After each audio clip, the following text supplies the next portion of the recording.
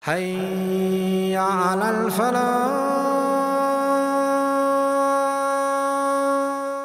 How is the Quran organized? Its 114 surahs are not in chronological order. Some of the earliest revelations are found all the way at the end of the book, and some of the last revelations given to the Prophet ﷺ are found all the way in the beginning. It's not in size order, clearly, and it's definitely not in subject order, as the subject repeats itself, and some things that have been brought up earlier come up over again and again and again and again, and maybe sometimes in more detail than before. It's not even about the organization of surahs, it's also what's happening inside of a single surah. Large surahs like Baqarah or Ali Imran or Nisa or Ma'idah, surahs like that, you'll find lots of different subjects all bunched together in a way that for some casual reader might be surprising. They might not even see a connection between where this passage ends and the next one begins, and why is it going from this subject to another? It seems like it belongs in a different chapter altogether. Let's take a step back and think about the author of the Quran, Allah Himself. I want to tell you two things about Allah and the way Allah does things. One, He created everything around us with al-mizan. He says, "As-samaa'a rafa'aha wa wada'a al-mizan." That He elevated the sky above us and placed a scale. He placed a balance. Allah puts balance in all things that He created, like He did inside of our bodies. Every organ is perfectly sized, perfectly weighted. Every bone perfectly designed to fit into the next. Every ligament.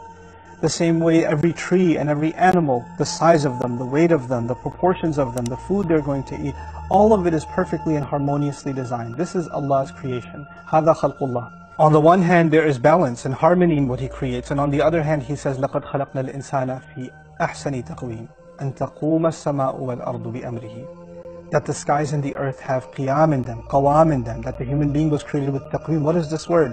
It means purposefulness, uprightness. Not only are things designed with harmony and purpose and symmetry, like the veins on a leaf, or the perfection of a crystal, or what's going on inside of a single subatomic particle, but actually all of this serves a beautiful purpose. It has an agenda. There's a reason for which it was made the way it was made. Purposeful, creative organization. That is the design of Allah. And that's the same Allah that gave us the ability to speak. So how can I believe that the one who gave us and created all around us the perfect examples of harmony and organization did not address harmony and organization and structure within His own speech? I wanted to take whatever I found on the subject that I found very compelling and beautiful and organize it into a course and present it. This is the first of such courses called Heavenly Order. I do personally believe the Quran is in heavenly order, and there's a purpose and benefit in understanding why is the book organized the way that it is. I'm going to try to take every level of organization, from the ayah to the passage to the structure of an entire surah, and then also to understand how the surahs are organized from the first all the way to the 114th through the course of this study. I hope you'll join me for this study, and I hope that it really impacts your reading of the Quran. Even if you don't know any Arabic, you have no background, and you're just reading a translation of the Quran, I would think this would go a great way, a long way, in helping you understand the divine logic behind the organization of Allah's words. May Allah Azza wa Jal make us sincere students of His book. I hope to see you signing up for this. Assalamu alaikum, everyone. In the Gulf tour, I received a number of letters. Here's another one of them.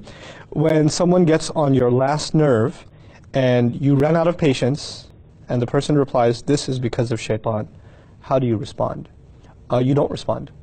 When somebody gets on your last nerve and you explode, first of all, you shouldn't have been in that position. You should allow, a lot of times we confuse bottling things up with patience. When you just stay quiet and don't say anything, that doesn't mean you're being patient. Patience actually means that you can remain calm, but when you're being offended or something wrong is being said, you can respectfully speak out and say that's not true or that's not acceptable. That's not losing patience. And if you did come to the point where you had to snap and somebody took advantage of that and called you shaitan, or that's because of shaitan, you know what? Maybe they're right. And you know what? If at that point, you don't really have any point in continuing the conversation, what are you going to get out of it? No, it's not shaitan. What are you going to do? Those are the kinds of situations where you say, salaman, peace, I'm out, we can't have this conversation anymore. Inshallah, we'll talk another time. Any situation you're in where you're losing your calm, you should try to avoid. And if it's getting to that point, you should actually let the other know that they're being offensive, or they're hurting your feelings. It's as simple as that. And when you think staying silent or not saying anything is the same as patience, that's your mistake. It's not anybody else's. Human beings can't keep things bottled up.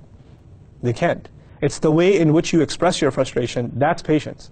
You can express your frustration calmly, and say this is unacceptable, or you can explode like you do, the person who asked this question. That's a lack of patience, actually. So I pray that Allah gives us the strength to communicate our sentiments with respect, with love, with courtesy, and at the same time not to, not to fall into this extreme of anger as a result of bottling things up. That certainly, yes, anger does come from the shaitan. What the other person is doing is also pretty evil, but you're no less if you allow yourself to get overwhelmed with anger. May Allah Azza wa Jalla protect us from anger, and certainly protect us from His anger. Barakallahu li wa lakum. Assalamu alaikum wa rahmatullahi wa barakatuh. Assalamu alaikum wa rahmatullah. If you enjoyed this video, please do share it with friends and family. If you want to see more videos from this series, click on the box at the top. If you want to see other videos, click on the box at the bottom. And don't forget to hit the subscribe button. Thanks.